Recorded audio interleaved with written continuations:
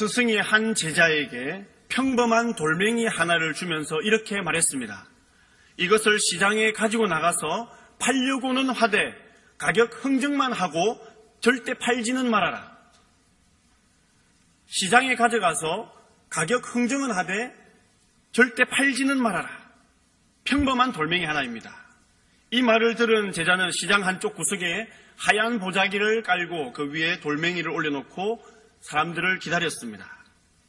그러자 많은 사람들이 지나가면서 비웃었습니다. 하루 종일 돌멩이 하나를 보자기 위에 올려놓고 기다리고 있는 청년이 불쌍했습니다. 그러자 한 노인이 찾아와서 이렇게 이야기합니다. 그 돌멩이를 얼마를 주면 나에게 팔겠는가? 내가 5,000원을 줄 테니 그 돌멩이를 나에게 팔고 당신은 저녁밥이라도 그 돈으로 사 먹고 집에 가게나. 그러자 그 제자는 고개를 저었습니다. 그러자 노인이 오기가 생겼는지 그럼 10,000원을 줄 테니 그 돌멩이를 나에게 팔게. 그래도 제자는 고개를 저어서 팔지 않는다는 의사를 표현했습니다. 이 상황을 바라본 주위 사람들이 한 사람 한 사람 모이기 시작했습니다. 그리고 서로 흥정을 합니다. 2만원요, 3만원, 4만원, 5만원, 10만원, 20만원, 30만원, 40만원, 50만원. 그러자 그 노인이 큰 소리로 대답합니다. 내가 100만원에 사겠소. 나에게 파시오. 원래 내가 맨 처음 당신에게 와서 그 돌을 사겠다고 흥정하지 않았소. 그러자 그 제자는 이렇게 대답합니다. 이 돌멩이를 팔지 않겠습니다. 저는 팔려고 나온 것이 아니라 이 돌멩이의 시세를 알기 위해서 나왔습니다. 하고 그 돌멩이를 보자기로 싸서 스승에게로 돌아갔습니다. 스승에게 돌아온 제자에게 스승은 이렇게 이야기합니다. 이제 알겠느냐? 세상 사람들이 얼마나 많은 허영심에, 거짓에 다투고 경쟁하고 있는지. 그렇습니다. 방금 이야기처럼 삶의 본질은 어디 가고 비본질적인 것에 목숨을 걸고 헛된 허영심만 쫓고 다투고 살아가고 있는 현실이 아닌가 생각이 되어집니다. 복음, 진리는 하나인데 소문은 얼마나 무성하고 이단과 사이비는 얼마나 판을 치는지 우리가 늘 깨어 있어서 분별할 수 있는 힘을 길러야 하겠습니다. 영원한 것을 영원하지 않는 것을 위해 허비하지 마십시오. 영원한 것을 썩어 없어질 것들을 위하여 낭비하지 말라는 말씀입니다. 우리가 비본질적인 것은 양보해도 됩니다. 손해봐도 됩니다. 조금 덜 가지고 조금 적게 누리면 됩니다. 없으면 안 먹고 없으면 안 입으면 되죠. 그런데 본질, 즉 진리, 복음만큼은 목에 칼이 들어와도 굽히지 않는 그러한 철저한 확고한 신념의 믿음이 우리에게 있어야 될 줄 믿습니다. 사단은 우리의 약점을 너무나도 잘 알고 있습니다.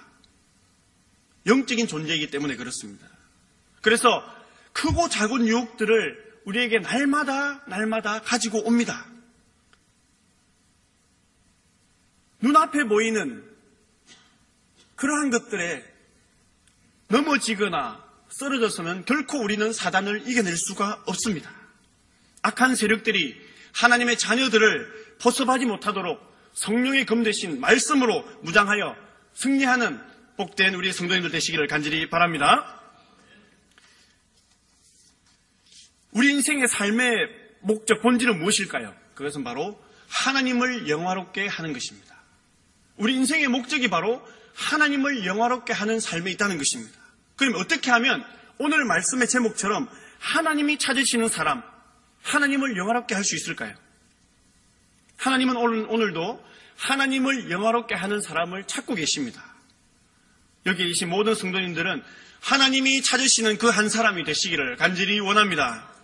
잠언 25장은 솔로몬의 잠언으로 하나님이 찾으시는 사람, 즉 하나님이 쓰시기에 합당한 사람의 자세를 상세하게 설명해 주고 있습니다. 우리 간단히 살펴보면 첫 번째는 매사에 성급하고 경솔하게 행동하지 않는 사람을 찾으십니다. 그러한 사람을 사용하신다는 것입니다. 우리 8절 말씀 함께 읽습니다. 시작. 너는 서둘러 나가서 다투지 말라. 마침내 내가 이웃에게서 욕을 보게 될 때에 내가 어찌할 줄을 알지 못할까 두려우니라. 불 같은 사람, 화약 같은 사람, 언제 폭발할지 모르는 매사에 성급하고 경솔한 행동을 하지 말아야 된다는 것입니다. 전 세계인이 가장 많이 하는 놀이, 게임이 있습니다. 무엇일까요? 가위바위보입니다. 가위바위보. 전 세계인이 가장 많이 하는. 근데 이 세 가지를 가지고도 우리의 성향들을 살펴볼 수가 있습니다. 바위와 같은, 주먹과 같은 성향을 가진 사람이 있습니다. 가위와 같은 성향을 가진, 보자기와 같은 성향을 가진 사람이 있다는 것이죠. 주먹과 같은 성향을 가진 사람은 어떤 사람입니까? 매사에 성급하고 경솔하게 행동하는 사람이죠. 언제 나를 해롭게 하지 않을까? 언제 나에게 도전하지 않을까? 주먹을 쥐고 항상 이렇게 공격적인 사람. 가위는 어떤 사람일까요? 항상 관계를 자르는 사람이죠. 두 번째 설명드릴 상대방의 약점이나 허물을 들추는 사람입니다. 우리 9절에서 10절 함께 읽습니다. 너는 이웃과 다투거든 변론만 하고 남의 은밀한 일은 누설하지 말라. 듣는 자가 너를 꾸짖을 터이요 또 내게 대한 악평이 내게서 떠나지 아니할까 두려우니라. 상대방의 약점이나 허물을 들추지 않는 사람을 하나님은 사용하신다는 것입니다. 가위는 무엇입니까? 들추는 것이죠. 관계를 자르는 것입니다. 내가 가는 곳에 관계가 분리되고 잘리고 상처를 입으면 안 되는 것이죠. 세 번째는 경우에 합당한 말을 하는 사람을 하나님은 사용하십니다. 우리 11절 말씀 함께 읽습니다. 시작. 경우에 합당한 말은 아로새긴 은쟁반의 금사가니라. 한번 상상해 보십시오. 은쟁반 위에 금사가를 한번 생각해 보십시오. 아로새긴 은쟁반의 금사가가 놓여있다. 경우에 합당한 말을 하는 사람은 아로새긴 은쟁반 위에 금사가와 같다라고 말씀하고 있습니다. 아름다움 뿐만 아니라 그 가치도 높은 것이죠. 네 번째는 슬기로운 자의 책망을 지혜롭게 받는 사람입니다. 슬기로운 자의 책망, 그것을 지혜롭게 받는 사람. 12절 말씀 제가 읽어드립니다. 슬기로운 자의 책망은 청종하는 귀의 금고리와 정금 장식이니라. 슬기로운 자의 책망을 지혜롭게 받으시기를 간절히 바랍니다. 다섯 번째는 충성으로 주인의 마음을 시원하게 하는 사람입니다. 13절 말씀, 충성된 사자는 그를 보낸 이에게 마치 추수하는 날에 얼음 냉수 같아서 능히 그 주인의 마음을 시원하게 하느니라. 이스라엘의 추수기는 매우 덥습니다. 그래서 추수 때의 시원한 얼음 냉수는 그 무엇보다도 주인의 마음을 시원하게 해드릴 수 있는 것이죠. 추수하는 날 얼음 냉수같이 주님의 마음을 시원하게 해드리는 충성된 일꾼이 되시기를 간절히 원합니다. 여섯 번째는 과장하거나 거짓 자랑을 하지 않는 사람을 하나님은 사용하십니다. 14절 말씀, 선물한다고 거짓 자랑하는 자는 비 없는 구름과 바람 같으니라. 실천이 없는 죽은 믿음과 같은 신앙을 말합니다. 성경은 그것을 이렇게 표현합니다. 맛을 잃은 소금은 아무 쓸데없어 길에 버려서 발에 밟히느니라. 버려질 뿐이라는 것이죠. 여기 계신 모든 성도님들은 비 없는 구름이나 바람같이 또는 잎사귀만 무성한 겉모습인 무화과 나무가 되지 않기를 원합니다. 일곱 번째는 오래 참는 사람을 사용하십니다. 15절 말씀, 오래 참으면 관은도 설득할 수 있나니 부드러운 혀는 뼈를 꺾느니라. 오래 참으면 관은도 설득할 수 있나니 부드러운 혀는 뼈를 꺾느니라. 인내와 온유는 모든 것을 이기게 하는 강하고 견고한 최종 판결의 망치와 같습니다.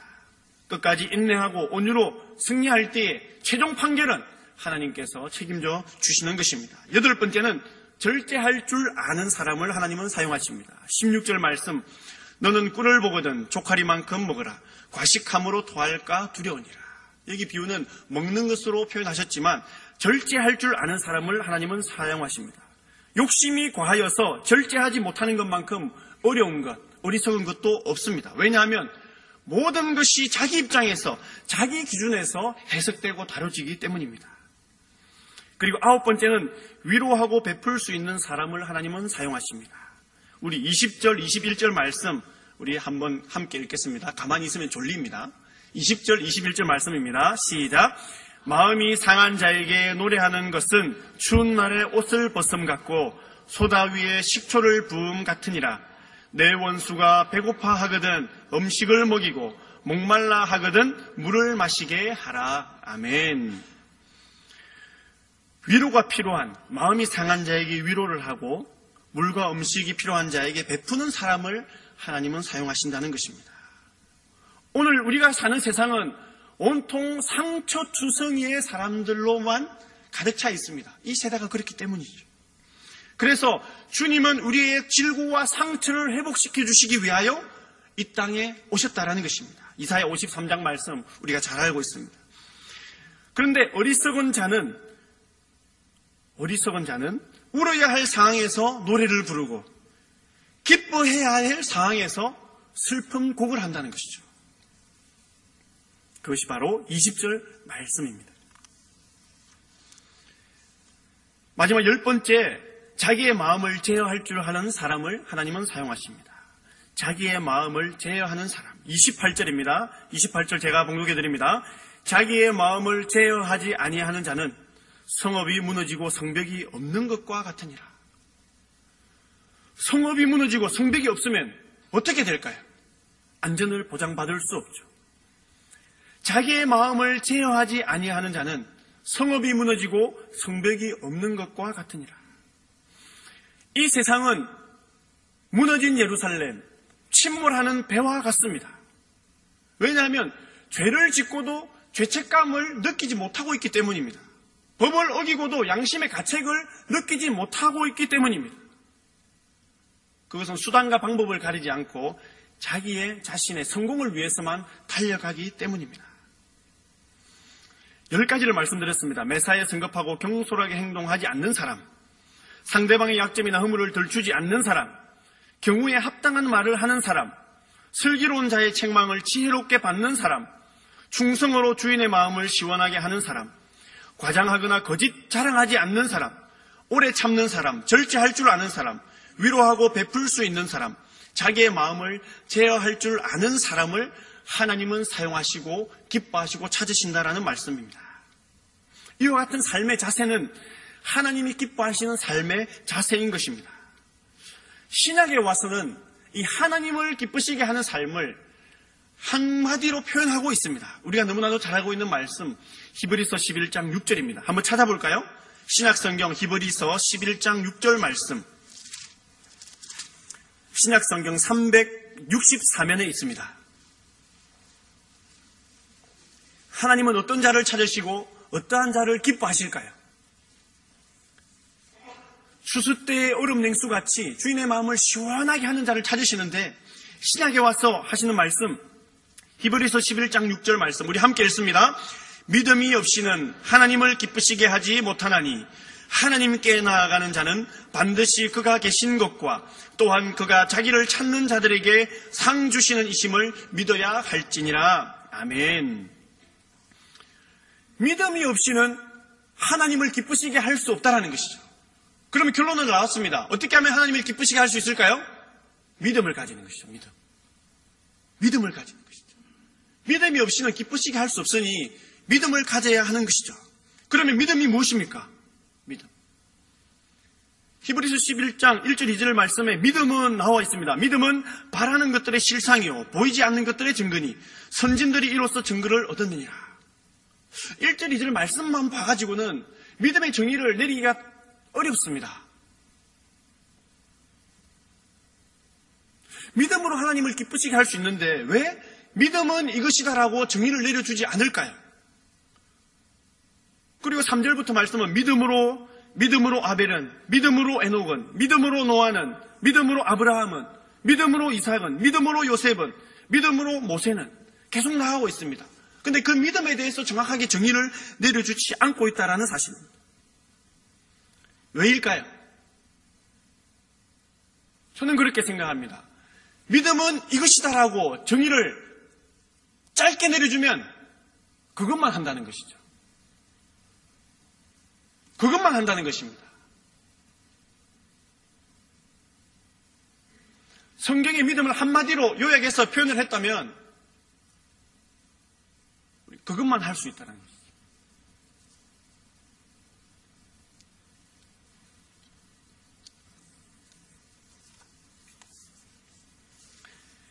지금 작년 교육부에서는 바이블 아카데미가 한참 진행 중에 있습니다. 교리 여행 강의 중에 우리 수강생들에게 과제를 내어주었습니다. 믿음에 대한 정의를 내려보십시오. 믿음이란 물음표 19분이 정의를 내렸습니다. 한번 소개해드리겠습니다. 실명은 거론하지 않겠습니다. 믿음이란 과제를 내었는데 첫 번째, 믿음은 영분별이다. 우리가 영을 분별할 수 있는 것은 바로 믿음이라고 생각한다는 것이죠. 두 번째, 믿음은 그리 아니하실지라도 그분의 신실하심을 확신하는 것. 세상이 나를 속일지라도 변함없이 나를 사랑하시는 신실하신 그 하나님을 의지하는 것이 믿음이라는 것이죠. 세 번째, 내 삶의 주인이심을 고백하는 것. 내 삶의 주인은 내가 아니라 하나님이시라는 그 고백이 바로 믿음이라는 것이죠. 네 번째, 인생의 진정한 성공이다. 우리는 돈을 많이 벌면 성공했다라고 사람들은 이야기합니다. 출세를 하면 성공했다라고 표현합니다. 그러나 인생의 진정한 성공이 믿음이라는 것이죠. 다섯 번째, 하나님의 은혜를 담는 질그릇이다. 믿음을 준비하였을 때에 하나님의 은혜를 담을 수 있는 질그릇이 된다는 것이죠. 내가 어떻게 하나님의 은혜를 담을까요? 나는 질그릇인데 믿음으로 담는다는 것이죠. 믿음으로 받는다는 것이죠. 여섯 번째, 김밥 속에 단무지다. 김밥 하면 중심에 단무지가 있어야, 노란 색이 띄어야 김밥 아닙니까? 중심이라는 것이죠. 없어서는 안 될. 단무지가 없으면 김밥의 본질이 흔들리는 김밥 속에 단무지가 믿음이다. 일곱 번째, 하나님의 말씀이 그대로 믿어지는 것이다. 인간의 의지로 믿으려고 노력하는 것이 아니라 하나님의 말씀이 하나님의 말씀으로 믿어진다는 것이죠. 그것이 믿음이라는 것입니다. 여덟 번째, 믿음은 족보다. 요즘은 족보책이 집안에 잘 없습니다. 그러나 가문 문중에 가면 족보책이 있죠. 족보책에 기록된 조상들을 실제로 만나보지 못했지만 내가 존재하는 것처럼 그 조상들이, 우리 조상이 믿음의 선조가 증조 고조 할아버지가 계셨다라는 것 믿잖아요. 믿음이라는 것이죠. 믿음은 족보다. 불변의 진리라는 것. 아홉 번째, 모든 친구와 이웃을 사랑하고 있다는 증거. 내가 이웃을, 가족을, 형제를 사랑하고 있다는 증거가 바로 믿음이라는 것이죠. 대단합니다. 그죠? 열 번째, 감사요 평강의 근원이다. 감사하고 평강을 누릴 수 있는 그것이 바로 믿음에서 나온다는 것이죠. 11번째, 신뢰 그 자체이다. 믿음은 믿음이다. 부연 설명이 필요 없다는 것입니다. 12번째, 말씀을 그대로 믿는 것. 말씀을 하나님의 말씀으로 믿는 것. 그것이 믿음입니다. 13번째, 전적인 신뢰 가운데 세상과 구별되는 것이다. 세상 속에 살고 있지만 세상과 구별되는 그 울타리 역할이 믿음이라는 것이죠. 우린 세상 속에 빛이 되어야 됩니다. 세상을 떠나서, 속세를 떠나서 산속에서 혼자서 빛이 된다고 세상 속의 빛의 역할을 감당해야 되는 것이죠. 세상 속에서, 그러나 구별되는 것이 믿음이라는 것입니다. 소금의 위치가 어디여야 됩니까? 소금의 위치, 창고입니까? 어디입니까? 음식 속에 녹아 들어가야 그것이 소금의 제 위치인 것이죠. 음식 속에 녹아 들어간다는 것은 자기의 모양을 완전히 죽이는 것입니다. 음식 속에서도 자기의 결정체 모양을 그대로 가지고 있으면 소금의 역할을 감당하지 못하는 것이죠. 음식 속에서 완전히 녹아서 자기의 모양은 다 사라져야 제 역할을 감당하는 것이죠.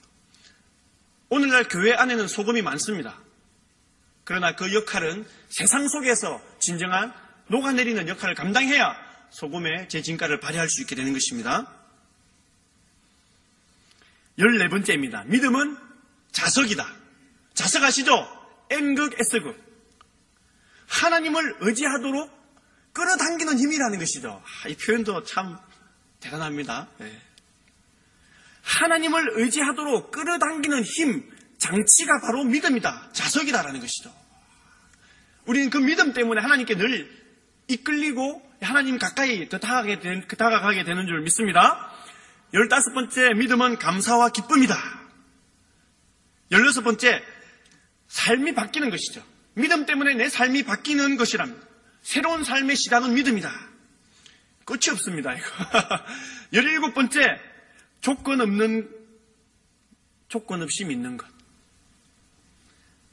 조건 없이 믿고 따르는 것. 18번째, 선물. 믿음은 선물이다. 나의 공로로 내가 노력해서 받으려고 받는 것이 아니라 하나님께서 주시는 선물이라는 것이죠. 믿음 또한. 마지막 19번째, 믿음은 친정 아버지다. 이렇게 표현해 주셨어요. 친정 아버지다. 믿음. 늘 그 자리에 계시면서 든든하고 따뜻하고 의지가 되는 친정 아버지와 같은 믿음이다. 이상 이렇게 믿음은 다양하게 표현할 수 있습니다. 나에게 주신 삶의 현장에서 고백하면서 믿음을 찾아갈 수 있습니다. 고백할 수 있습니다.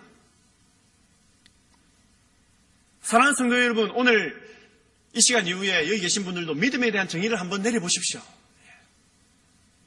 과연 믿음은 나에게 무엇일까? 지금 수업을 받고 계신 우리 19분의 믿음의 정의, 이 정의가 그냥 내려진 정의가 아닙니다. 삶 가운데서 체험하고 느끼고 감사하고 기도를 통하여서 하나님께 주신 은혜죠. 왜 내가 하나님께 이렇게 이끌릴까? 자석처럼 그것이 믿음이구나. 이 고백이 자기의 삶의 고백인 것이죠. 김밥 속에 단무지가 그냥 보였겠습니까?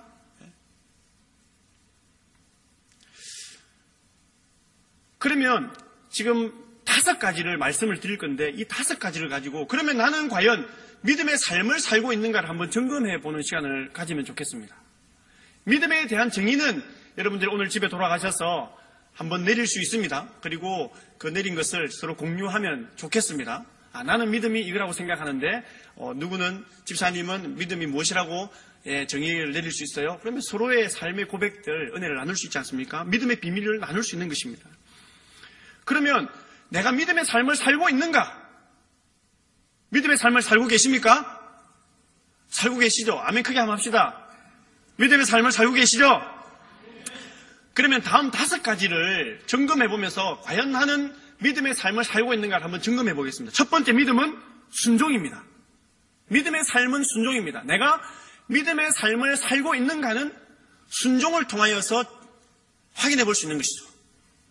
내가 순종하고 있으면, 하나님 말씀에 순종하고 있으면 믿음의 삶을 살고 있는 것입니다. 첫 번째, 이제 연말이 다가옵니다.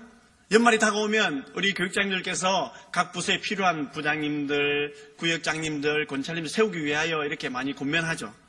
순종하시는 것이 믿음의 삶입니다. 아멘이 안 없습니까? 순종이죠, 순종. 순종이 믿음의 삶입니다. 필리핀 속담을 예전에 말씀드린 적이 있죠. 내가 하고 싶은 일은 방법이 보이고 내가 하기 싫은 일은 핑계가 보인다. 좀 시간이 지나서 잠시 잊고 계셨는가 본데 한번 따라하겠습니다. 내가 하고 싶은 일은 방법이 보이고 내가 하기 싫은 일은 핑계가 보인다. 똑같은 일이 내 앞에 2가지가 주어졌습니다. 오른쪽 일은 내가 하고 싶은 일입니다. 왼쪽 일은 내가 하기 싫은 일입니다. 그러면 오른쪽 하고 싶은 일은 방법이 보입니다. 이렇게 하고 이렇게 하고 이렇게 하고 시간을 이렇게 만들고 이것을 준비해서 하면 되겠다. 하기 싫은 일은 어떻게 보입니까? 핑계가 보입니다. 이건 이래서 안 되고 저래서 안 되고 못하겠다. 하고 싶은 일은 방법이 보이고 하기 싫은 일은 핑계가 보인다. 방법을 찾으시기 바랍니다. 순종이 믿음의 삶이기 때문입니다. 아브라함은 순종을 통해서 믿음의 조상이라는 복을 받았습니다. 아브라함과 같은 결단의 기로에 서보신 적 있으십니까? 아들을 산으로 가서 데리고 가서 번제로 바쳐라. 거기에 핑계가 보이고 방법이 보이고 어느 쪽을 선택하시겠습니까? 당연히 핑계가 보이겠죠. 그러나 아브라함은 순종을 통하여 복의 근원이 되었습니다. 베드로와 제자 또한 나를 따르라. 거기에 순종함을 통하여서 예수님의 제자가 되었습니다. 예수님께서 가나 혼인잔치에서 첫 이적을 베푸실 때, 물로 포도주를 만드실 때도 하인이 순종하였기 때문에 기적이 일어났습니다. 두 번째, 나는 믿음의 삶을 살고 있는가? 신앙 고백입니다. 사랑하는 성도 여러분, 하루를 살아가면서 하나님 앞에 고백을 하고 계십니까? 우리 믿음의 삶을 살았던 선조들은 믿음의 고백을 했습니다. 베드로는 주님을 향하여 주는 그리스도시요 살아계신 하나님의 아들이십니다 라는 고백을 했습니다. 루시, 나오미 어머니를 따라갈 때도 어머니의 백성이 나의 백성이 되고 어머니의 하나님이 나의 하나님이 되실 것입니다. 믿음의 고백이. 인간적으로 도저히 미래도 없고 희망도 없는 그 상황에서 올려드리는 고백, 그 고백을 하나님은 기뻐 받으십니다. 그리고 그 고백의 순종, 그 고백을 통하여서 하나님의 구원의 역사를 열어가신다라는 것입니다. 기도도 고백에 들어갑니다. 찬양도 고백에 들어갑니다. 받은 복을 세어보아라. 주와 같이 길 가는 것 즐거운 일 아닌가? 주님과 같이 길을 걸어가는 것 즐거운 일입니다. 비록 가시밭길을 걸어가고 맨발로 돌짝밭을 걸어간다 할지라도 주님과 같이 걸어가는 것은 즐거운 일 아닙니까? 그 고백을 하나님은 기뻐 받으신다는 것이죠. 날마다의 고백을 통하여서 믿음의 삶을 살아가고 있다는 것입니다. 세 번째 믿음의 삶은 감사입니다. 감사하고 계십니까? 얼마나 감사하고 계십니까? 우리는 꼭 무엇이 이루어져야 감사를 드리곤 합니다. 큰 사고가 났는데 안 다쳤습니다. 감사하죠. 큰 병에 걸렸는데 나았습니다. 감사하죠. 그러면 사고가 안 나고 질병이 안 걸리면 얼마나 감사해야 될까요? 더 감사해야 돼요. 그래서 무슨 말입니까? 모든 상황 속에서 범사에 감사하는 것이 감사라는 것입니다. 지금도 인도하여 주시고 함께 해주시는 그 은혜에 감사하는 것이 바로 믿음의 삶이라는 것입니다. 네 번째는 회개입니다. 내가 회개를 하고 있는가? 회개를 통하여서 나의 삶을, 나의 영을 정결하게, 거룩하게 만들어가고 있는가? 회개가 없으면 결코 믿음의 삶을 살고 있다라고 말할 수 없는 것입니다. 마태복음 4장 17절 말씀에 예수님께서 첫 사역을 시작하실 때도 회개하라 천국이 가까이 왔느니라. 회개를 선포하셨습니다.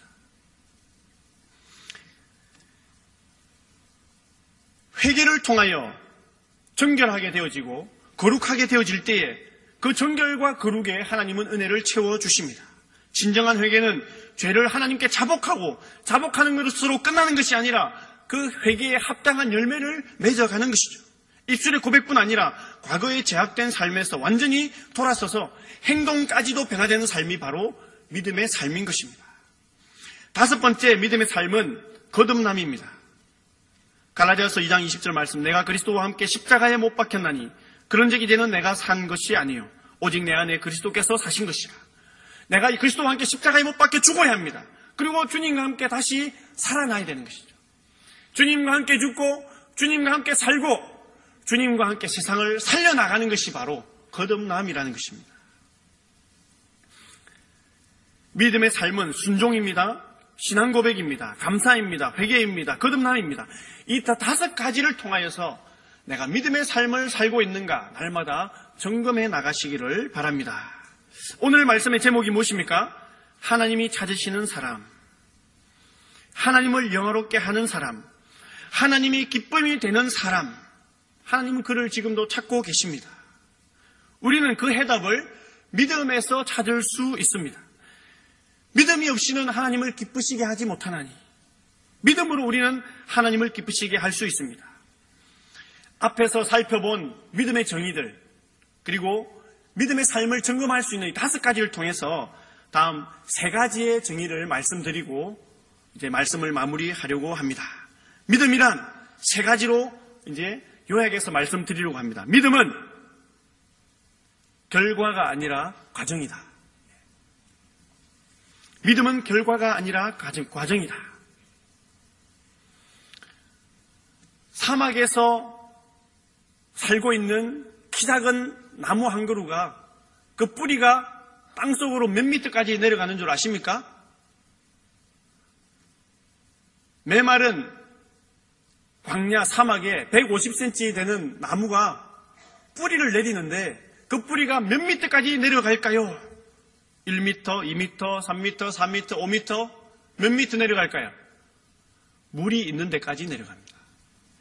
물이 있는 데까지. 조금만 더 내려가면 물이 나올 거야. 안 나왔습니다. 조금만 더 내려가면 물이 있을 거야 라는 확신을 가지고 그리고 물이 있는 곳 50m, 100m가 되더라도 물이 있는 곳까지 뿌리를 내리는 것이죠. 그것이 바로 믿음입니다. 믿음은 결과가 아니라 과정이라는 것이죠. 어떤 상황 속에서도 포기하지 아니하고 하나님을 의지하며 천국의 소망을 가지고 끝까지 뿌리를 내리는 것, 더 어둡고 더 딱딱한 그 땅속으로 더 깊이 내려가는 것이 바로 믿음이라는 것입니다. 2번째 믿음은 선취적인 삶을 사는 것이 믿음입니다. 선취적인 삶. 미리 취한다는 것이죠. 무엇일까요? 우리는 머지않아 천국 백성으로 하나님 나라에 들어갑니다. 믿으시죠? 우리는 하나님 나라에 머지않아 짧으면 50년, 길면 100년 하나님 나라에 모두 들어갑니다. 그러면 그곳에는 눈물도 없고 아픔도 없고 슬픔도 없습니다. 그러면 우리는 거기에서 영원한 기쁨과 평강과 은혜를 누릴 수 있는 것이죠. 그러면 그 50년 못 기다립니까? 50년 못 기다리세요?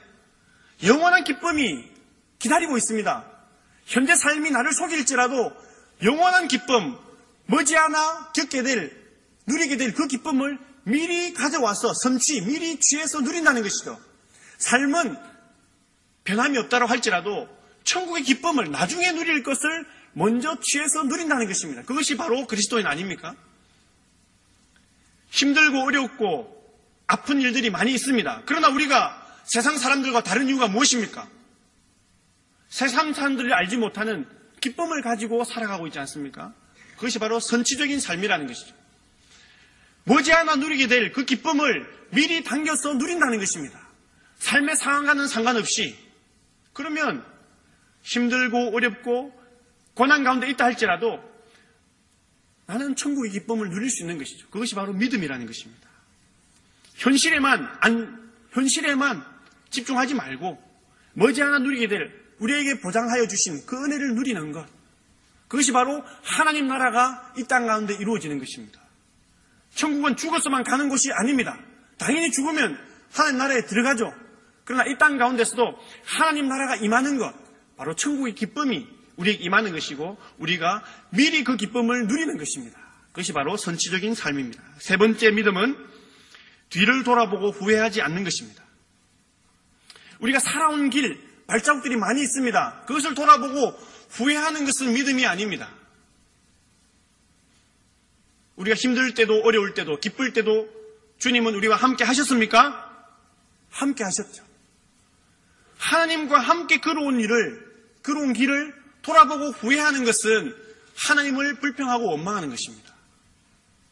하나님이 늘 나와 함께 하셨다면 돌아보고 후회하지 않는 것이죠. 우리는 시간과 공간 속에 살아가고 있습니다.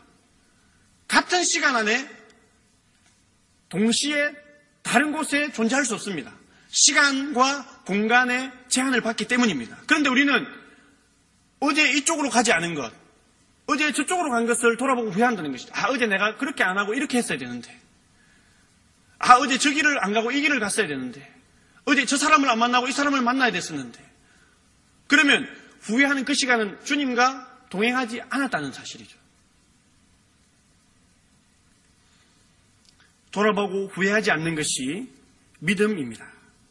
그러나 회개와는 다른 것입니다. 회개와 후회는 다른 것입니다. 하나님과 함께 동행하고 걸어온 길, 내가 선택하고 하나님이 함께 해주신 그 길을 돌아보고 후회하지 않는 것이죠. 그러나 세상 사람들은 어제 내가 선택하지 못한, 어제 포기했던 그 길을 놓고 오늘의 시간을 허비한다는 것이죠.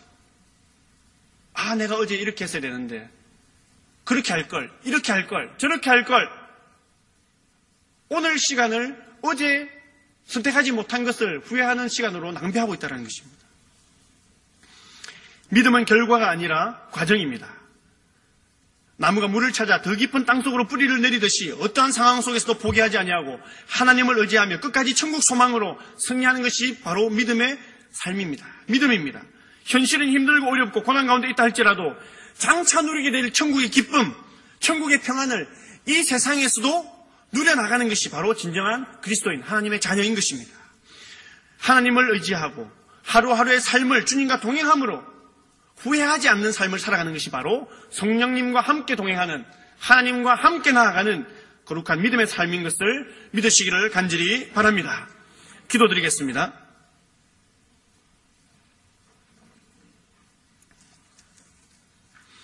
하나님 아버지, 이 세상의 많은 사람들은 복음의 진리, 본질은 어디 가고 비본질적인 것에 목숨을 걸고 다투고 서로 핥히고 시기하고 살아가고 있습니다. 아버지 하나님, 진리 대신 주님을 발견하고 주님을 마음속에 구주로 모시고 영원한 하나님의 자녀로 천국의 백성으로 살아가는 귀한 은혜가 이 땅 가운데 임하게 하여 주옵소서. 아버지 하나님, 믿음은 결과가 아니라 과정인 것을 다시 한번 깨달았습니다. 나무가 물을 찾아 뿌리를 깊이 내리듯이 어떠한 상황 속에서도 절망하거나 포기하지 아니하고 하나님을 의지하며 끝까지 천국의 소망으로 승리하는 믿음의 용사가 되게 하여 주옵소서. 현실은 힘들고 어렵고 고난 가운데 있다 할지라도 장차 누리게 될 그 천국의 기쁨, 천국의 평안을 이 땅 가운데서도 누려나가는 진정한 그리스도인이 되게 하여 주옵소서. 하나님을 온전히 의지하고 하루하루의 삶을 주님과 동행함으로 말미암아 후회하지 아니하며 기쁨으로 나아가는 순종으로, 신앙 고백으로, 감사함으로, 온전한 회개로, 거듭남으로 믿음의 길을 걸어가는 하나님이 찾으시는, 하나님을 기쁘시게 하는 사람이 되게 하여 주옵소서. 예수 그리스도의 이름으로 기도하옵나이다. 아멘.